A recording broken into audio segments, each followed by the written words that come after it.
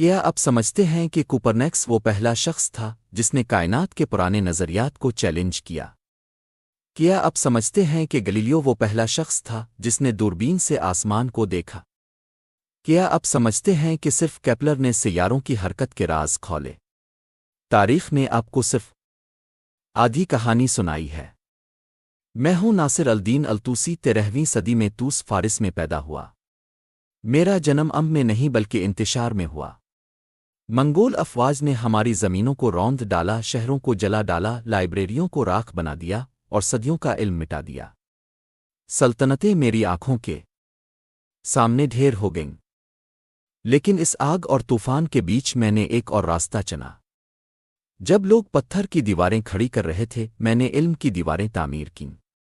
منگولوں کے سائے میں میں نے مراغہ رصدگاہ قائم کی، اپنے وقت کا سب سے عظیم سائنسی مرکز۔ سوچو، جب دنیا جل رہی تھی میں نے آسمان کی طرف نگاہ ڈالی، ستاروں کی پیمائش کی، سیاروں کو نقشہ بند کیا اور کائنات کو بے مثال درستگی سے قلم بند کیا۔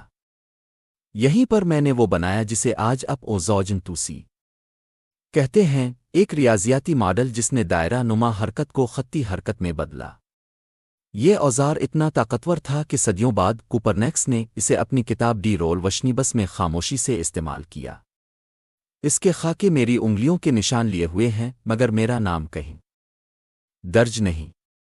گلیلیو کو اس کی دوربین کے لیے یاد کیا جاتا ہے، کیپلر کو سیاروں کی حرکت کے قوانین کے لیے، مگر ان کے لیے میدان بہت پہلے تیار کیا جا چکا تھا۔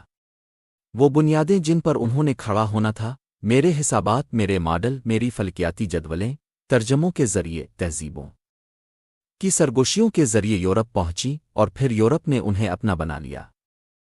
غلط نہ سمجھو، میں ان کی عظمت کا انکار نہیں کرتا۔ کوپرنیکس جری تھا، گلیلیو نڈر تھا، کیپلر ذہین تھا، مگر سچ کا تقاضا ہے کہ توازن ہو۔ وہ سب میرے کندھوں پر کھڑے تھے، حالانکہ تاریخ شاذ و نادر ہی اس کا اعتراف کرتی ہے۔ میں صرف فلکیات دان نہیں تھا، میں نے ریاضی، اخلاقیات اور فلسفے پر بھی لکھا۔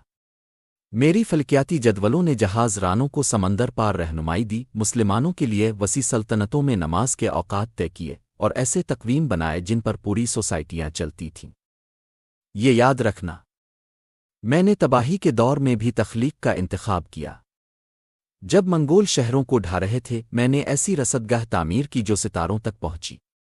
میرا ورثہ صدیوں تک خاموشی سے سفر کرتا رہا، نشت ثانیہ کو تشکیل دیا، دریافتوں کو متاثر کیا اور جدید دنیا کو رہنمائی دی۔